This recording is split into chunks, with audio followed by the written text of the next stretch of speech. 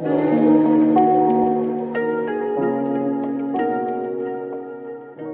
day, we're the Group 6 and we will be discussing a content and contextual analysis regarding the Filipino grievance against food.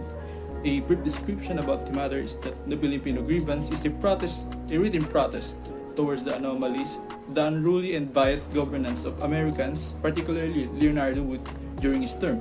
So, moving on about the authors, actually the draft of the written protest, the Filipino grievance was written by, or it was a collective output by various Filipino politicians that united against the American official at that time.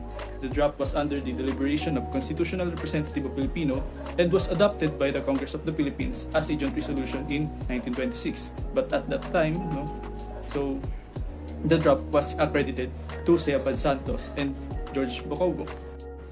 Jose Abad Santos E. Basco was born in February 19, 1886 in San Fernando, Pampanga. He was a pensionado, which means he is a student whose educational expenses was paid by the government. He studied law in Northwestern University in Illinois and took his master's degree in George Washington University in 1909. He was appointed as an assistant attorney in the Bureau of Justice after he passed his bar exam in 1911. Served in different positions in the Department of Justice, rose his rank from Attorney General, Undersecretary to Secretary of Justice in 1921 to 1923. Followed by resignation to his position due to the cabinet crisis by the same year.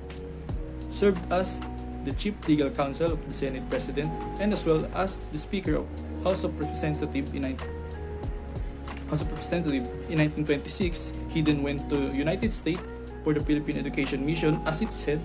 Then after he came back to the Philippines, he was again appointed as the Secretary of Justice, serving from 1928 to 1931. He became the Associate Justice of the Supreme Court by 1932 and Chief of Justice in 1941. In 1942, he was appointed by Manuel Quezon as his acting President of the Commonwealth due to the government exile during the colonization of Japanese. In May 7, in 1942, he died due to the execution after he got arrested by the Japanese military because he did not comply to their request. Next is George Bocobo. He was born on 19 October in 1886 in Gerono, Tarlac. He also studied as a pensionado in Indiana University, where he took his bachelor's degree in law by 1907. He started as a law clerk in Executive Bureau in 1911. Then he began teaching in University of the Philippines College of Law by 1914 to 1917 and was appointed as its dean. During his teaching in the University of the Philippines, he made a large contribution to the university, making it one of the outstanding law schools at that time. He was appointed by the President Manuel L. Quezon as one of his speechwriters, drafting speeches and statements for the campaign for the Philippine independence in 1919 and 1922 to 1924.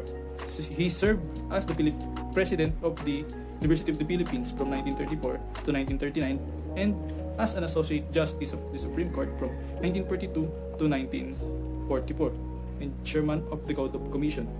He was then imprisoned due to treason by the American but later freed in 1954. Then he died in July 23, 1965. So what are their credibility? Why should we believe them and what are their motive for writing such protests? So first of all, both of them was one of the leading or one of the most outstanding Filipino lawyers at that time. Both of them took law degree, served in the Philippine Commission under the Department of Justice, and their motive was to overthrow Governor Woods and gain the independence of the Philippines from the Americans. So, good day everyone. Now we're gonna discuss the other part of the contextual analysis, which is the historical background. First, Americans arrived in the Philippines in 1898 and take the governance after the establishment of Treaty of Paris with the Spanish. During this, Filipino persistently demanded independence, thus American colonial officials acknowledged in order to pacify them. There follows the development of different commissions regarding the construction of government in the Philippines. The second one, the Sherman Commission, which is the first commission in the Philippines by 1899 that established by U.S. President William McKinley to investigate the country headed by Jacob Sherman and formulate the recommendation in advance to the Philippines.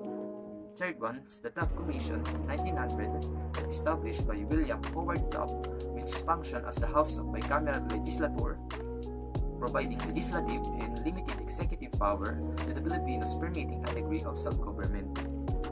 So, during this ongoing war between Filipinos and Americans, this commission true aim was to be a policy attraction to win over key elite and Filipinos was against President Emilio Aguinaldo's decision on handing over the Philippines. The war concluded with the United States victory. By 1902, the Philippine Organic Act was implemented. Later, the appointment of Francis Burton Harrison as Governor General in the passage of the Jones Law in 1916 that changed the political landscape in the Philippines and the rise of the Democrats. So, the law provides that the grant of independence would come only as soon as a stable government can be established, which was to be determined by the United States government itself. There was no specific date when will the Philippines independence provided, but the written promise was enough for Manuel L. Quezon and other officials, except for high and sensitive positions such as Governor, General, Vice Governor, and etc.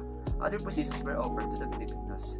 This started the establishment of the Cabinet and the Supreme Court. The Jones Law created by bicameral Congress, allowing various politicians to participate in making policies. Filipinos tried to prove to the Americans that they were incapable of managing the affairs on the Republic, expecting that U.S. officials would give their independence under the agreement in the Jones Law. To no avail, Democrats lose in the 1920. Democrats lose in the presidential elections that was under the governance of President Warren Harding. Months after his reign, he enforced the Wood Forbes mission led by Leonard Wood and William Cameron Forbes to investigate the Filipinos if they satisfy the conditions set in the Jones Law. The report submitted was unfavorable to the Filipino politicians. It exposed the corruptions and patronage system in government establishments, singling out peculiar administration of public lands and banking malpractices, which caused bankruptcy of Philippine National Bank. With this, it displayed how corrupt Filipino politicians are incompetent to yet be given their independence. 1921, after Leonard Wood resigned in U.S. Army, he was appointed by President Warren Harding as the Governor General in the Philippines.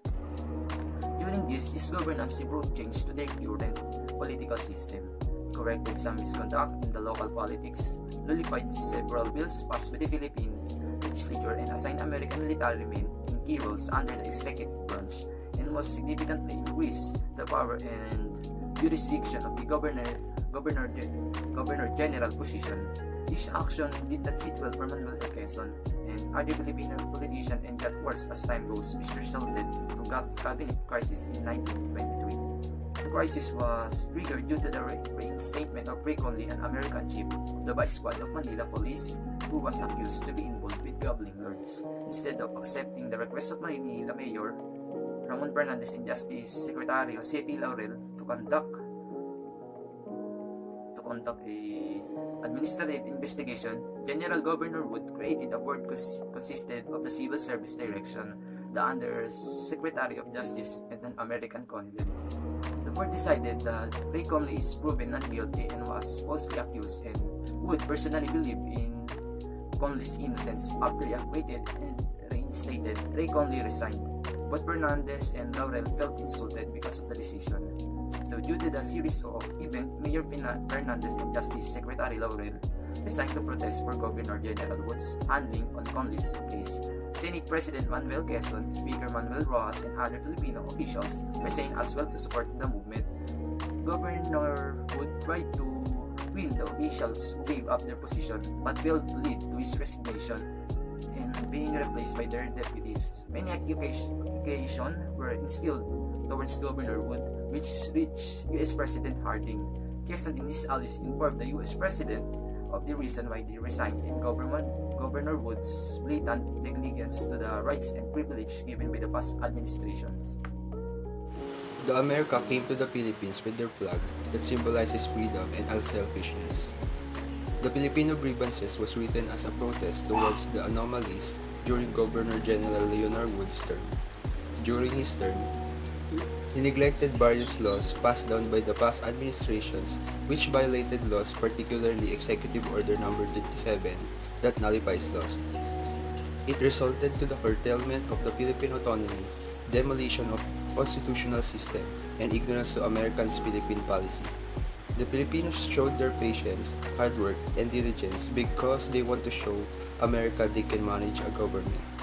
The protest appeals to the American people for their rights and for their stand. The Filipino politicians that wrote the protest said that they mainly protest against the selfish acts of Governor Wood, usurpations, and the Executive Order No. 27 that used by Governor Wood to gain for his own. In the letter, it portrayed Filipinos how much they want to be independent.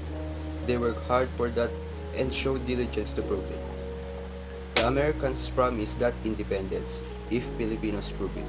So they did. Because that is what America came for. They came with their flag that symbolizes freedom and unselfishness. But that didn't happen on Governor Wood's term. He did things for his own gain. That is why Filipino politicians made this letter to appeal to American people for justice because they know what is for them and that should not be taken away from them. Significance to different contexts. First is history. America brought independence to Filipinos after 333 years of control and suffering from the Spaniards. Filipinos suffered a lot during the Spaniards' colonization. Then America's came. During the American rule, Filipinos fought against the American to get back our freedom. As time goes by, American, as they see, how we improve in many aspects of handling a nation, retreated and gave freedom to all Filipinos. Next is economy. Strong commercial relations between the United States and the Philippines in both foreign and domestic trades. Americans had a huge impact in the Philippine economy in terms of improving trades and industry, wherein Philippine foreign trade enjoyed the favorable balance of trade. Next is socio-cultural. Americans created the word of public health to instruct Filipino about nutrition, hygiene, and sanitation. The main purpose of it is to teach Filipino in proper hygiene and sanitation and to fight the people's ignorance in any beliefs or practices which were the greatest enemies of medicine and public health.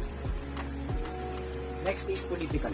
Development of the Philippine economy and governing the nation. The parties then had a political platform which Filipinos learned from the Americans. Next is religion. Filipinos claim their freedom to choose a religion.